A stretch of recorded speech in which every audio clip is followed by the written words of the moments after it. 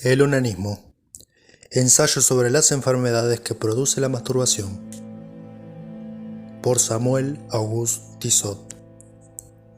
Prólogo. No bastan, sin duda, al hombre las enfermedades a las que sin cesar se ve expuesto, en todos los países y en todas las edades. No amargan bastante su mísera existencia los padecimientos físicos y morales que entristecen sus días y consumen su juventud, ya que no ponen término fatal a su vida, como por desgracia frecuentemente sucede. Necesita, al parecer, mayor cantidad de sufrimientos, por sus propias manos preparados y por su culpa fraguados, cuando vergonzosamente se entrega una pasión que le embrutece a sus ojos y a los ojos de sus semejantes. Pasión no solo vergonzosa, sino criminal, pues ¿qué crimen es que nadie se atrevería a negar? El suicidio al que por su propia voluntad se condena el onanista.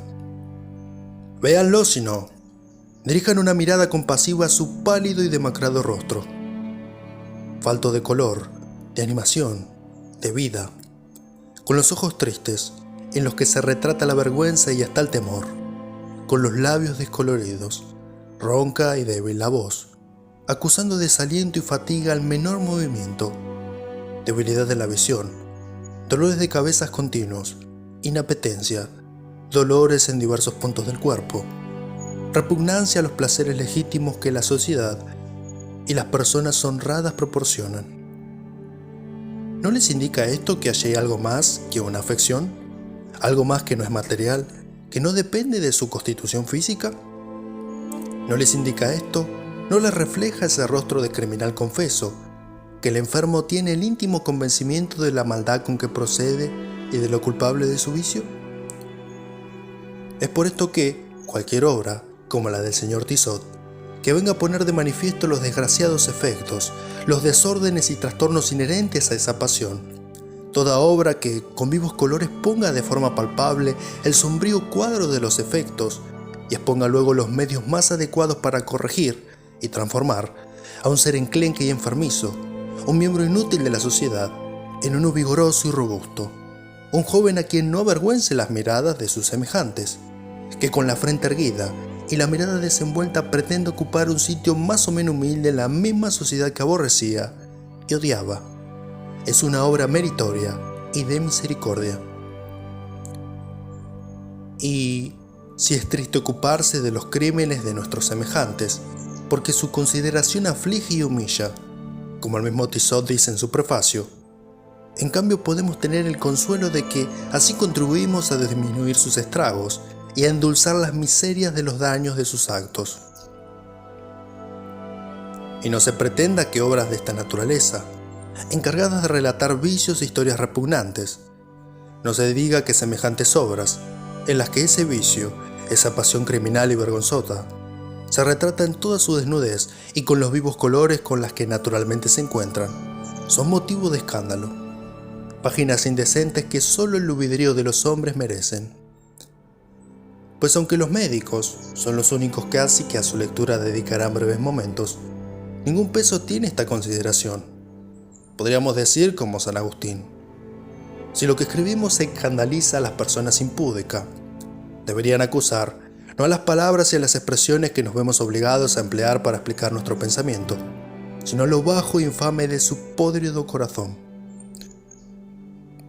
Y este vicio, esta pasión, conocida con los nombres de onanismo, queiromanía o masturbación, que es al que debería darse la preferencia, porque expresa la idea de una manera exacta y pone de manifiesto a la vez su odiosidad. Ya se conocía al parecer en tiempos antiguos, como en distintos pasajes de las obras de Hipócrates, Galeno, Celso, Areteo, Plinio el naturalista, Boerhaave, Senad, Ludwig y otros muchos célebres médicos nos lo indican, y como en la obra del señor Tissot se demuestra con citas de estos diferentes autores, siendo tan horribles los estragos que se le atribuyen, que parece increíble que después de tales descripciones quede un solo onanista en toda la redondez de la tierra.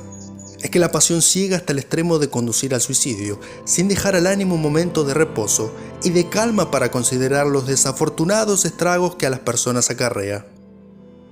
Es que la pasión ciega hasta el punto de hacernos perder la conciencia de nosotros mismos. No entraremos ahora, puesto que ni espacio ni tiempo tenemos para ello, en averiguar las causas físicas o morales que originan el onanismo.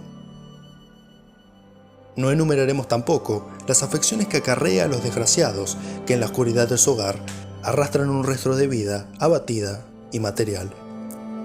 Ni hablaremos de las grandes cantidades de fluido nervioso que se consumen en cada uno de esos actos tenidos como epileptiformes por algunos, ni de las grandes pérdidas de semen, de esa flor de la sangre más pura, como le llamaba Pitágoras, de esa porción del cerebro, como le consideraba su discípulo, Alamaeón, parte del alma y del cuerpo, como pretendía Epicuro, que se pierden y que necesariamente generan desgaste y todo su triste efecto sintomático. Nos limitaremos únicamente a decir 4 palabras acerca de su tratamiento, o mejor, acerca de uno de los puntos que a esta corresponde dilucidar. Cuando ni la higiene ni los medios morales, religiosos y coercitivos, ni aun el castigo son suficientes para atajar el mal que tan penosos estragos produce, ¿qué partidos hemos de tomar? ¿Qué haremos con un adolescente que, burlando la más exquisita y hasta inquisitorial vigilancia, se entrega con furor a un vicio que aniquila su salud? Esta misma pregunta formula el doctor Agrisol, catedrático de la Facultad de Medicina de París, y no vacila en contestar diciendo que debe adoptarse un medio que es sin duda un mal, pero mucho menor que el que tratamos de combatir. Medio admirablemente descrito por el gran filósofo J.J. Rousseau en su excelente tratado sobre la educación, con las siguientes frases: muy peligroso sería que enseñase a su alumno a alucinar sus sentidos y a suplir las ocasiones de satisfacerlo, pues si llega a conocer este peligroso suplemento, está perdido. Siempre su cuerpo y su corazón quedarán enervados. Hasta el sepulcro conservará los tristes efectos de este hábito, el más nefasto al que se puede exponer un joven. Mejor fuera, sin duda, si llegan a hacerse invencibles los arrebatos de un temperamento ardiente. Te compadezco, mi amado Emilio. Sin embargo, no dudaré un momento, no consentiré que se eluda el fin de la naturaleza. Si te ha de subyugar un tirano, primero te entrego a aquel de quien te puedo librar. Sea como fuere, más fácil te sacaré de manos de las mujeres que de ti propio. Opinión que adoptan la mayoría de los prácticos, entre los cuales debemos citar por su ingenuidad a los señores Deslandes y Lalemant, que sin embargo creen, como creemos nosotros, que a tal extremo llega a veces la pervención del instinto genital, que es impotente e inútil ese medio, puesto que se mira a todas las mujeres con indiferencia, aversión y hasta repugnancia. Y ahora, lector, 2 palabras, para terminar, acerca de mi humilde persona. Te extrañará, sin duda, que mi oscuro y desconocido nombre, que mi pobre y raquítica imaginación, que mi tosca y desabrida pluma, se haya atrevido a trazar el prólogo que solo a privilegiadas inteligencias y a escritores distinguidos estaba reservado, siguiendo generalizada costumbre. Me culparás de haberte privado de conceptos brillantes y elevados, y de periodos elocuentes que te hubieran regalado plumas autorizadas. Y de estas culpas, por ser sincero, necesito que me absuelvas. Si por un momento se hubiese apartado de mi mente la veneración con la que profeso la amistad, si hubiera podido olvidar que, solo por estar guiado, y para nada teniendo en cuenta la escasez de mis fuerzas, me encomendó mi excelente amigo y redactor de vuestro periódico, el aventajado joven señor Carreras, el prólogo de esta obra. Si el cariño que me une al doctor Peset, a quien está dedicada, no me hubieran además atraído, puedes tener el íntimo convencimiento, la seguridad más completa, de que ni siquiera en sueños hubiéramos incurrido en tal pensamiento, en desarmonía con la pobreza y mezquindad de mis recursos y con la debilidad de mi inteligencia, más débil aún que la amarillenta luz de la luciérnaga. Por esto no dudo, benévolo lector, que habrás de perdonar tan inconcebible atrevimiento. Ramón Serret. Introducción. Nuestro cuerpo está sufriendo continuamente y en virtud del ejercicio de las distintas funciones, pérdidas más o menos considerables, que si no se reparan, darían lugar muy pronto a una debilidad mortal. Dicha reparación la verifican los alimentos, los cuales deben sufrir en nuestro organismo diferentes preparaciones que se comprenden bajo el nombre de nutrición. Cuando ésta no se lleva a cabo o se efectúa de un modo incompleto, todos estos alimentos se hacen inútiles y no impiden que se produzcan los mismos síntomas que se presentan en los que nada comen. Entre las numerosas causas que pueden impedir la nutrición, ninguna más común que las evacuaciones abundantes. El mecanismo de nuestra máquina es tal que comúnmente, para que los alimentos adquieran este grado de preparación necesaria para reparar las pérdidas del cuerpo, se necesita que quede cierta cantidad de líquidos ya elaborados o naturalizados. Si se me permite esta frase, cuando esta condición falta, la digestión y la cocción de los alimentos se hace imperfecta, y mucho más cuanto mayor sea la importancia del líquido que falta y cuanto más elaborado esté. Una nodriza robusta, que sufriría un completo aniquilamiento por la pérdida de algunas libras de sangre, puede suministrar impunemente al niño la misma cantidad de leche. Y es que la leche es, entre todas las sustancias del organismo, el que menos elaboraciones sufre. Es un líquido casi extraño, mientras que la sangre es un líquido esencial. De este mismo carácter es el licor espermático, el cual influye de una manera tan notable sobre las fuerzas del cuerpo y sobre la perfección de las digestiones, que los médicos antiguos, al igual que los modernos, han creído unánimemente que la pérdida de una onza de aquel fluido debilitaba mucho más que la de 40 onzas de sangre. Para comprender con exactitud la importancia del esperma, basta recordar los fenómenos que se verifican cuando aquel líquido empieza a formarse.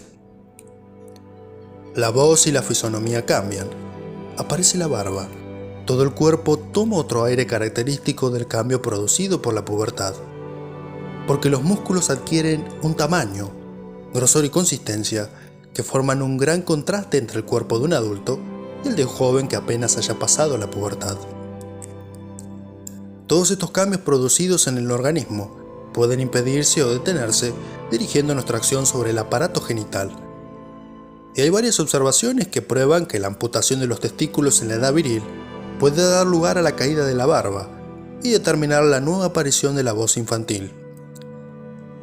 Después de todo lo que dejamos dicho, no se puede dudar de la energía de su acción sobre todo el cuerpo y conocer, por lo mismo, cuántos males debe de procurar la pérdida abundante de un líquido tan precioso. Su destino determina el único medio legítimo para evacuar el semen, pero también puede dar lugar a dicho flujo varias enfermedades, perdiéndose algunas veces involuntariamente en los sujetos que suelen tener sueños lujuriosos. El autor del Génesis nos ha dejado la historia del crimen de Onán, sin duda para enseñarnos su castigo. Y Galeno dice que Diógenes se suicidó cometiendo el mismo crimen. Si las peligrosas consecuencias de la pérdida abundante de este líquido no dependen sino de su cantidad, importa poco que la evacuación tenga lugar de cualquiera de los modos que acabamos de indicar. Sin embargo, la forma importa aquí tanto como el fondo. Una cantidad considerable de esperma, derramada por los medios naturales, puede dar lugar a grandes peligros, pero estos son muchos mayores cuando la expulsión del esperma es provocada por medios contranaturales. En una palabra, los accidentes que vienen a consecuencia de un coito son terribles, pero los que ocasionan la masturbación son mucho mayores. Estos últimos son los que constituyen propiamente el objeto de esta obra, pero la relación íntima que existe entre ellos y los primeros impide establecer un límite. El cuadro que vamos a presentar con los caracteres comunes formará el primer capítulo. Este irá seguido de la explicación de las causas. Segundo capítulo en el cual se expondrán las consecuencias peligrosas de la masturbación. Para terminar la obra, citaremos los medios de curación y algunas observaciones sobre enfermedades análogas, citando para esto las opiniones de los mejores autores sobre el tema en particular.